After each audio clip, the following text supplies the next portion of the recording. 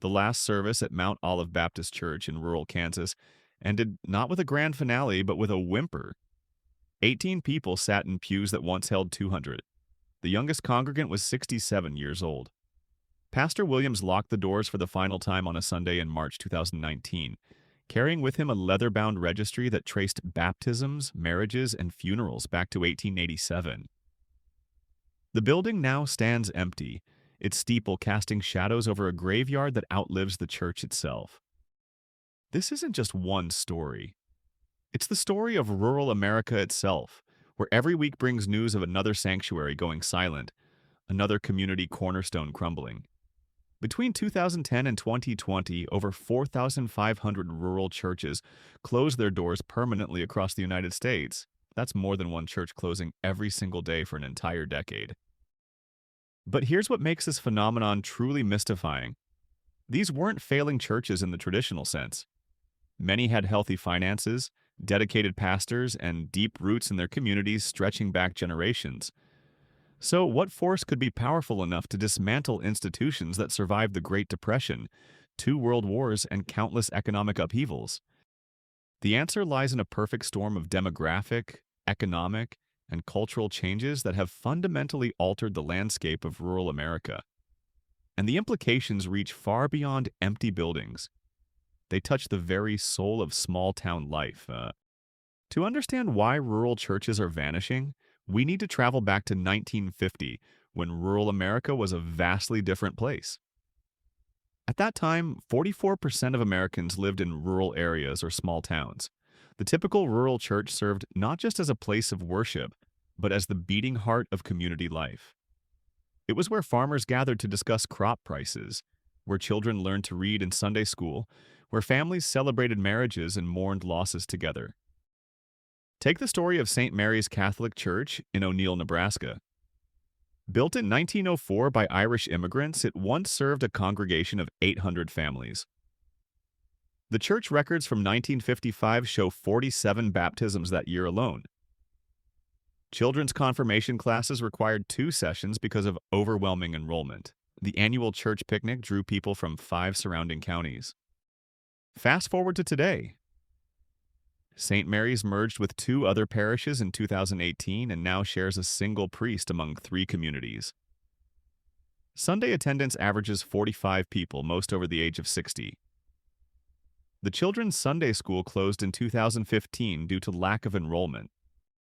What happened in those intervening decades reveals the first major factor in rural church decline: the great demographic shift that emptied America's countryside. The numbers tell a stark story. Between 1950 and 2020, rural America's population shrank from 44% to just 19% of the total U.S. population. But this wasn't just about fewer people, it was about which people were leaving. The exodus was overwhelmingly young, educated, and mobile. Rural counties lost their 20 to 40-year-olds at unprecedented rates, leaving behind aging populations with declining birth rates. Dr. Lois Wright Morton, a rural sociologist at Iowa State University, has spent her career documenting this transformation. Her research reveals that rural counties lose an average of 13% of their young adults every decade. It's not that young people reject rural life, she explains. It's that rural life increasingly can't offer them economic opportunities. This demographic drain created what researchers call the graying of rural America. Today, the median age in rural counties is 43 compared to 36 in urban areas. For churches that have traditionally relied on young families to fill pews, teach Sunday school, and raise the next generation of congregants, this aging represents an existential crisis. Consider the case of Grace Lutheran Church in Blomkest, Minnesota. In 1980, the church boasted 340 confirmed members with an active youth group of 35 teenagers. Sunday services featured 3-part harmony as families sang together across generations. By 2020, membership had fallen to 89, with an average age of 72. The youth group disbanded in 2006 when the last teenager graduated high school and left for college in Minneapolis. Pastor Karen Bloomquist, who served Grace Lutheran for 15 years before its closure, witnessed this transition firsthand. Every May, we'd send our high school graduates off to college with our blessings and scholarship money, she recalls. But they never came back. Not because they didn't love this place, but because there was simply nothing here for them professionally. The economic foundation beneath rural churches began shifting dramatically in the 1980s when the farm crisis struck rural America like a sledgehammer. Family farms that had supported local churches for generations went bankrupt at rates not seen since the 1930s. Between 1980 and 1990, the number of farms in Iowa alone dropped from 118,000 to 103,000. Each lost farm meant fewer families to support the local church. But the farm crisis was just the beginning. The real transformation came with the industrialization of agriculture, where once it took 100 family farms to work the same land now managed by 10 large operations, rural communities saw their population base evaporate. Mechanization meant fewer jobs. Corporate farming meant decisions made in boardrooms hundreds of miles away. Main Street businesses followed the same trajectory. When the local bank merged with a regional chain, when the hardware store couldn't compete with Walmart 30 miles away, when the grain elevator got bought out by an agribusiness conglomerate, each closure removed not just economic activity, but church-supporting families from the community. The ripple effects were devastating for rural churches. In 1960, the average rural church had 125 regular attendees. By 2000, that number had dropped to 75. By 2020, it was just 45. Smaller congregations meant smaller offering plates, making it increasingly difficult to maintain buildings built for much larger populations. Welcome to Professor Archive, where we dig deep into the stories that shaped our world. If you're finding value in this exploration of rural America's changing landscape, consider supporting our research with a super thanks. It truly helps us continue bringing you these detailed investigations into history's hidden narratives. I'm curious, where are you watching from today? Are you in a rural community experiencing these changes firsthand, or perhaps in a city where many of these rural immigrants eventually settled? Drop a comment and let us know what time of day you're joining us and what your profession is. Understanding our audience helps us tailor our content to serve you better. Now, let's continue unraveling this complex story of rural church decline, because the demographic and economic factors we've explored are only part of a much larger puzzle. The cultural transformation of rural America has been equally profound, though often less visible than the economic changes. For over a century, rural churches served as the undisputed moral and social authority in their communities. They set the cultural tone, provided social services, and offered the primary venue for community gathering. This cultural centrality began eroding in the 1960s and accelerated through subsequent decades. Television brought urban values and perspectives into rural living rooms. The internet connected rural youth to global communities that often contradicted local church teachings. Higher education, increasingly necessary for economic survival, exposed young rural Americans to diverse worldviews that sometimes clashed with traditional rural church doctrine. Dr. Robert Wuthnow of Princeton University, author of In the Blood: Understanding America's Farm Families, has documented how this cultural shift affected church attendance patterns. His longitudinal study following rural families from 1980 to 2010 revealed that college attendance was the single strongest predictor of decreased church involvement among rural youth. It's not that education makes people less religious, Wuthnow clarifies, but it does make them more selective about the kind of religious experience they seek.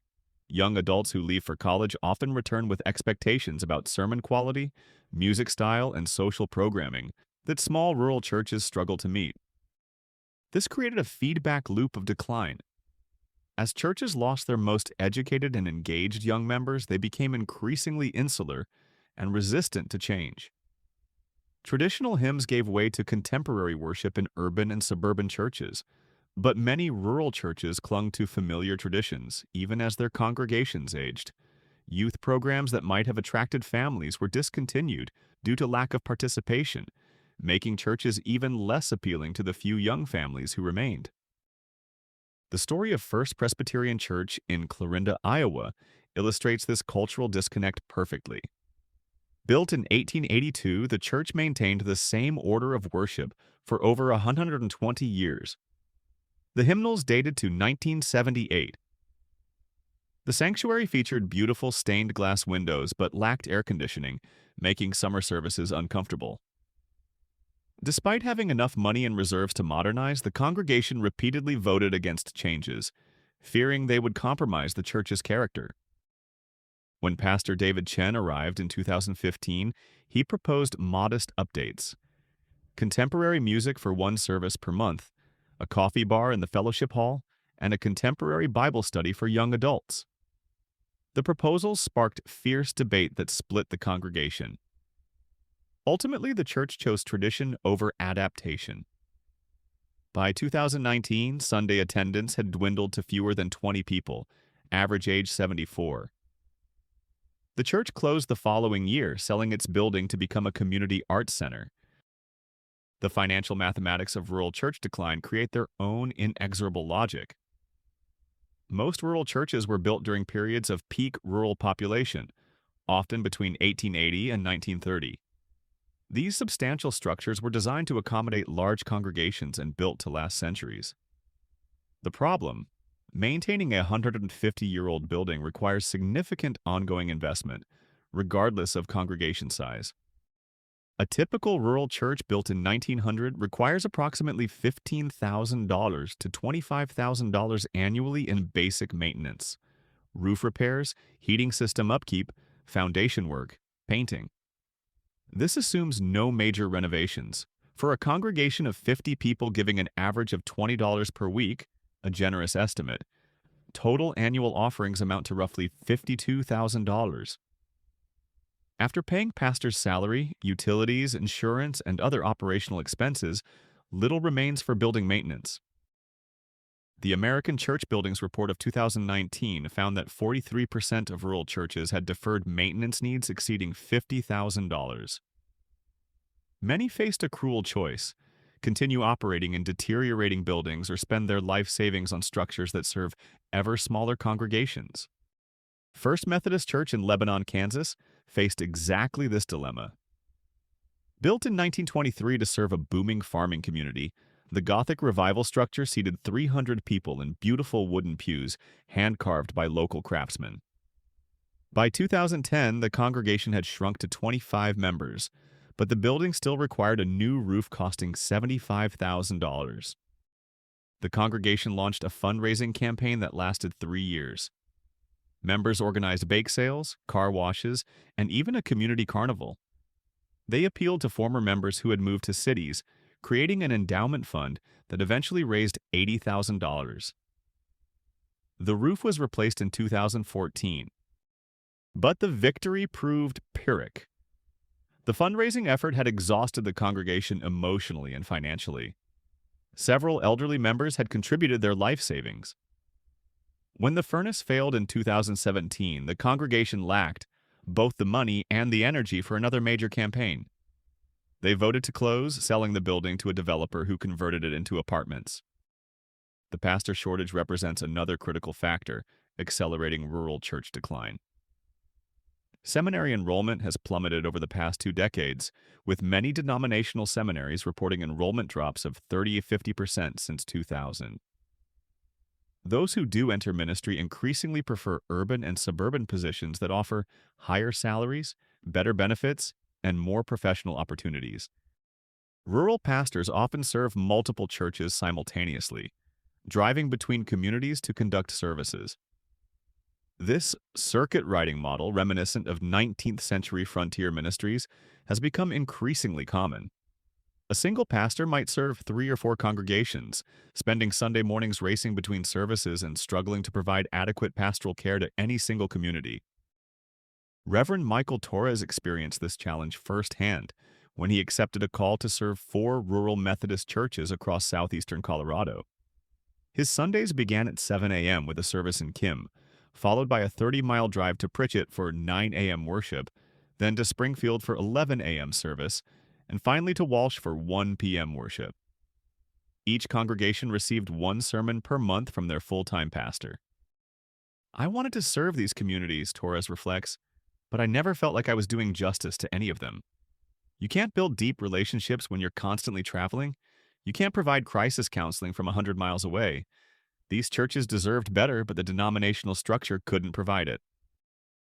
The denominational response to rural church decline has often accelerated rather than prevented closures. Facing their own budget pressures, denominational bodies have encouraged rural church mergers and closures as cost-saving measures. The United Methodist Church alone closed over 1,700 rural churches between 2010 and 2020, often despite opposition from local congregations. These denominational decisions reflect harsh economic realities.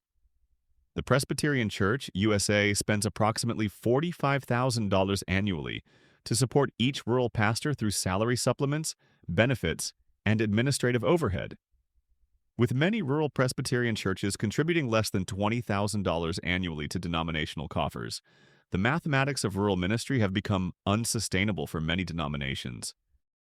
Yet some rural churches have found ways not just to survive, but to thrive in this challenging environment. Their success stories offer insight into what allows certain churches to buck the trends that have devastated their neighbors.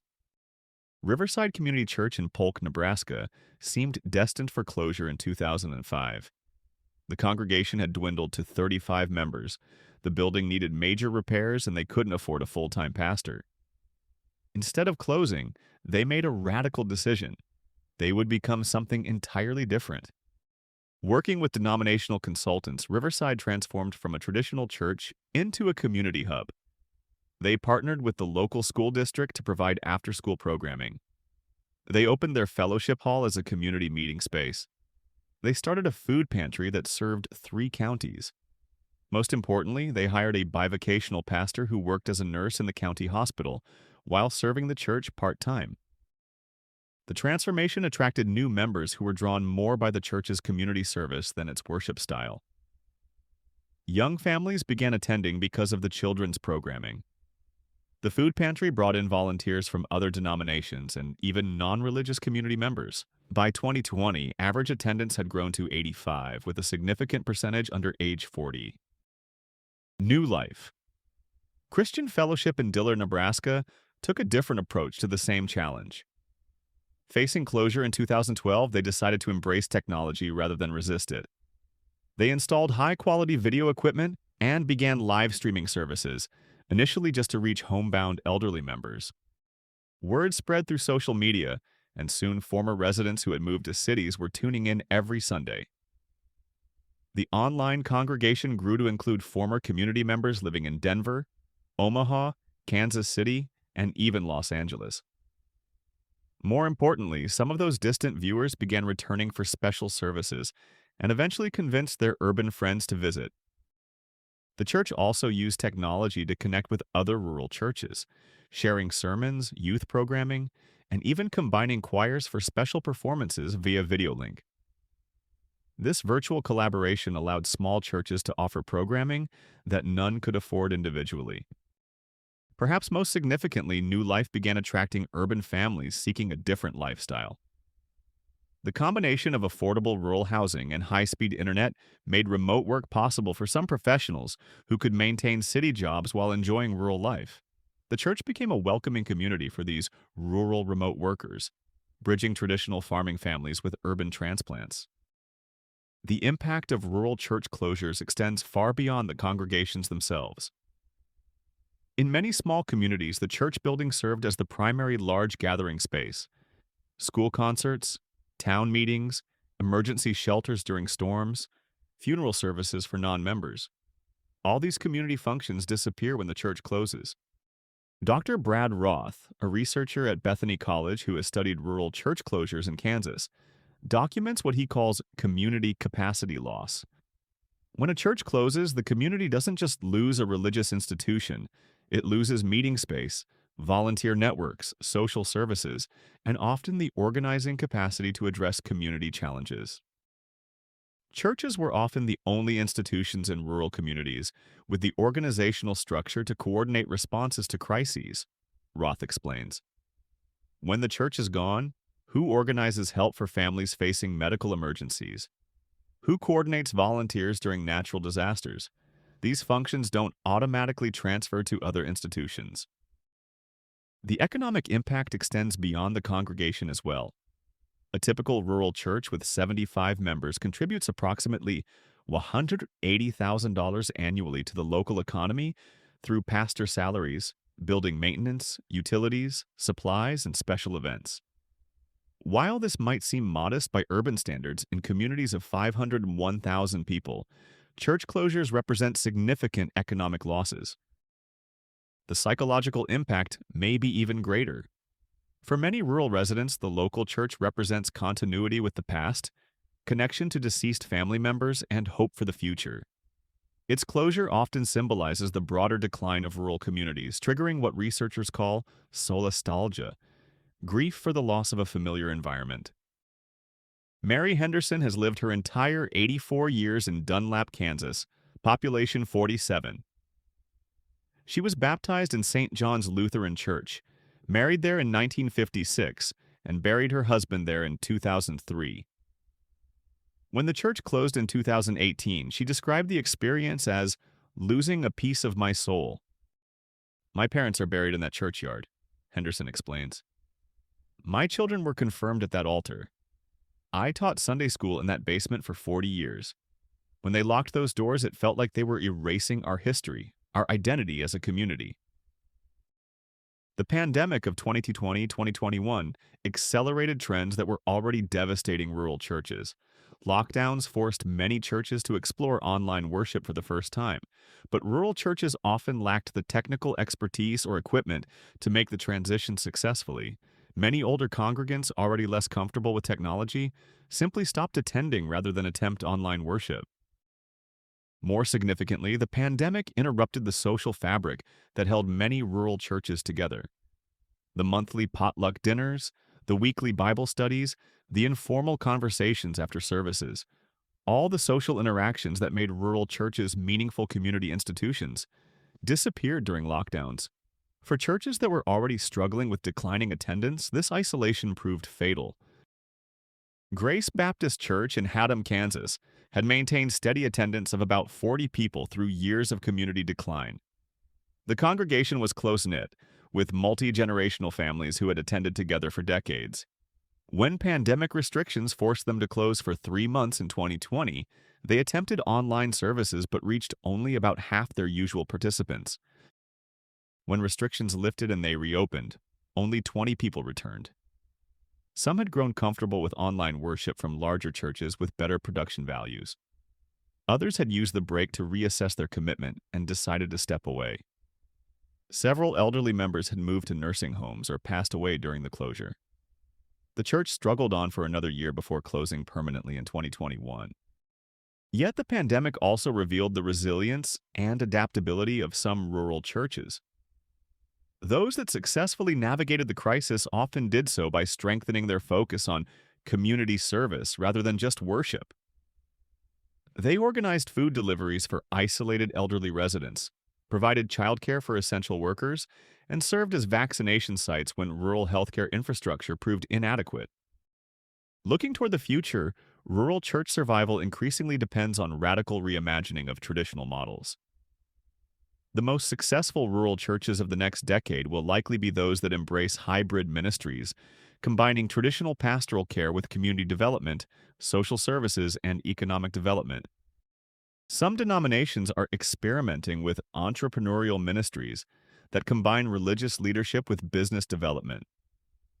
Pastor entrepreneurs might run coffee shops, provide childcare services, or operate co-working spaces while serving rural congregations.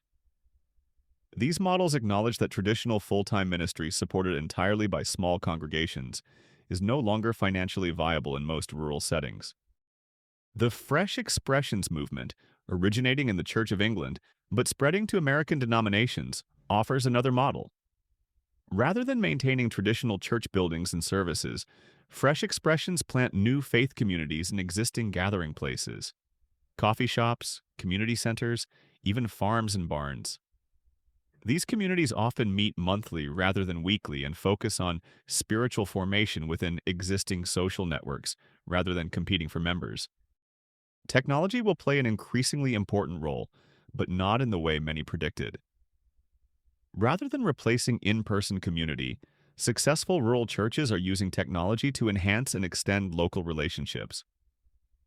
Virtual reality communion services for homebound members, smartphone apps for prayer requests and community support, and live streaming that connects rural churches with their diaspora communities scattered across urban America. The story of rural church decline is ultimately the story of rural America itself, a tale of economic transformation, demographic change, and cultural evolution that has reshaped the American landscape over the past 70 years. The churches that are closing today were built by communities that no longer exist, serving populations that have moved away, operating under economic and social conditions that have fundamentally changed. Yet, this isn't simply a story of decline and loss. It's also a story of adaptation, resilience, and the enduring human need for community and meaning. The rural churches that survive and thrive in the coming decades will be those that find new ways to serve these fundamental human needs while acknowledging the realities of contemporary rural life. The empty churches scattered across rural America stand as monuments to a particular moment in American history, a time when rural communities were large enough and prosperous enough to support the grand architectural statements that still dot the countryside. Their closure marks the end of that era, but not necessarily the end of rural faith communities. As rural America continues to evolve, new forms of religious and community life are emerging. They may not look like the white steepled churches that defined rural landscapes for generations, but they serve the same fundamental human needs for connection, meaning, and mutual support that brought rural communities together around shared faith for over 2 centuries. The question isn't whether rural America will have churches in the future, but what those churches will look like and how they will serve communities that bear little resemblance to the rural America of the past. In the answers to that question lies not just the future of rural faith, but the future of rural community life itself. Before we close, I want to hear from you. What's your connection to rural churches? Maybe you grew up in a small town congregation, or perhaps you've witnessed these changes in your own community. Share your thoughts in the comments below. Your stories help bring these broader trends to life and create a richer understanding of how these changes affect real people and real communities. If this deep dive into rural America's changing landscape has provided value, please consider supporting Professor Archive with a super thanks. Your contributions allow us to conduct the detailed research necessary for these comprehensive explorations of history's complex stories. Until next time, keep questioning, keep learning, and keep exploring the fascinating stories that shape our world.